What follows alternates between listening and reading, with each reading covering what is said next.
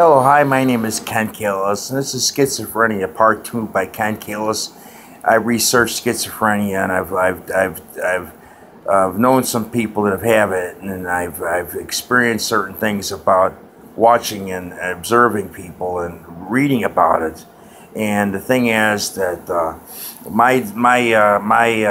I come to what I've read about it, and the things I know about it is that one of the bad things about our society paints a bad picture of schizophrenia. Not all of them. There's what you call there's a misconception that some schizophrenics are violent, they're crazy, they're what's the word for it is they're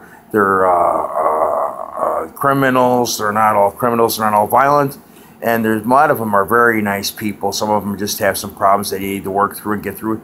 And the thing is that some people with schizophrenia take a while to get stable and get well, and some people the chronic cases take longer. That's where they have episode after episode after episode, and then sometimes they can get stable after a while. Now the acute have episodes severe, but sometimes it's not as many episodes.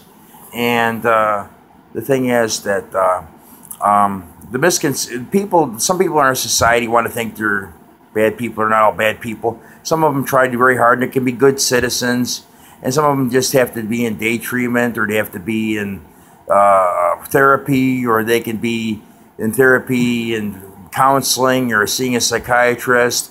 And some of them can be, some of them can work volunteer job, or work part time a couple days a week, or something, or they can do some sort of classes, like certain classes, doing different things just to better themselves, or to make themselves more educated about things about themselves, or whatever the hell, the cooking classes, guitar lessons, different things, or certain things, computer class, different things to make them feel better and keep them occupied. Keeping yourself occupied is always a good thing too. So, and hobbies are good. And like I said, the bad thing is some people look at us, look at those people like they are, they're good. They're just people like everybody else. They just got some issues and some problems that they can work through and get better.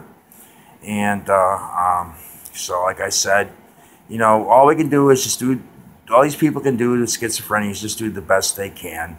And take their medication every day, and go to their therapists, their doctors, and do the best they can at coping with different things, and communicating, and coping skills, and advocating for themselves the best way they can. And sometimes, sometimes people can intervene and help them, and sometimes the government helps with Social Security benefits. A lot of times they help with Social Security benefits, different programs, some treatment programs, some different programs that help, whether it's day treatment, a therapist, a psychiatrist, or it could be besides medications and certain things to help a person keep hobbies, and different friends help for communications. Socialization helps people, and having friends and all that stuff helps. And unfortunately, sometimes people's families don't always understand. Sometimes it's nice to have a family that understands, but that's not always the case. Some families just don't understand. And some families understand more than others. And it's nice if you have a family member or family members that understand, but doesn't always happen. But it's nice. And sometimes you might have somebody who understands, and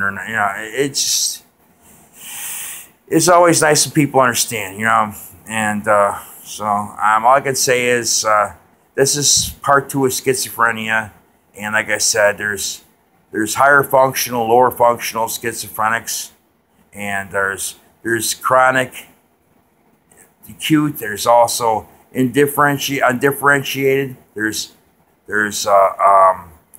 disorganized.